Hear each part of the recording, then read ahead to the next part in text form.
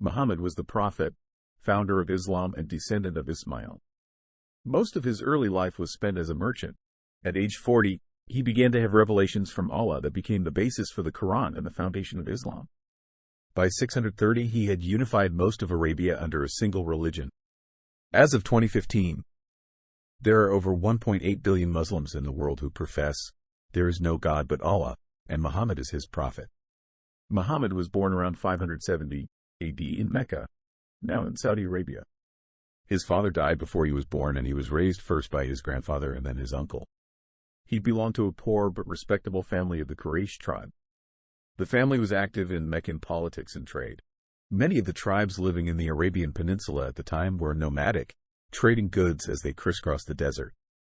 Most tribes were polytheistic, worshipping their own set of gods. The town of Mecca was an important trading and religious center, home to many temples and worship sites where the devoted prayed to the idols of these gods. The most famous site was the Kaaba, meaning cube in Arabic.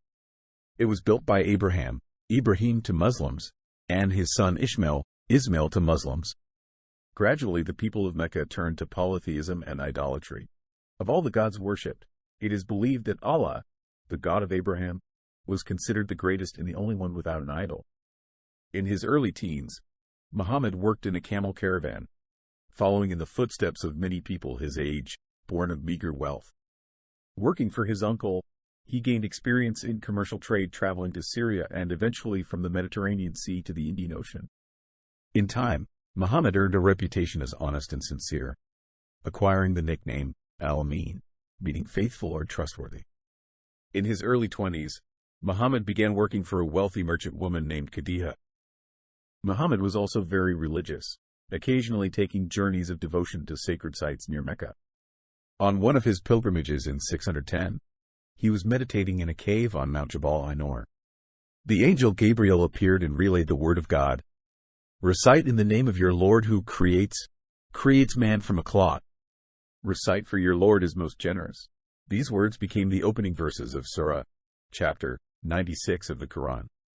Most Islamic historians believe Muhammad was initially disturbed by the revelations and that he didn't reveal them publicly for several years.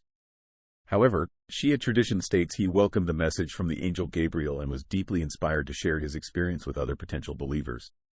Islamic tradition holds that the first persons to believe were his wife, Khadija, and his close friend Abu Bakr, regarded as the successor to Muhammad by Sunni Muslims. Soon, Muhammad began to gather a small following, initially encountering no opposition. Most people in Mecca either ignored him or mocked him as just another prophet. However, when his message condemned idol worship and polytheism, many of Mecca's tribal leaders began to see Muhammad and his message as a threat. Besides going against long-standing beliefs, the condemnation of idol worship had economic consequences for merchants who catered to the thousands of pilgrims who came to Mecca every year. This was especially true for members of Muhammad's own tribe, the Quraysh, who were the guardians of the Kaaba. Sensing a threat, Mecca's merchants and leaders offered Muhammad incentives to abandon his preaching, but he refused. Increasingly, the resistance to Muhammad and his followers grew, and they were eventually forced to emigrate from Mecca to Medina, a city 260 miles to the north in 622. This event marks the beginning of the Muslim calendar.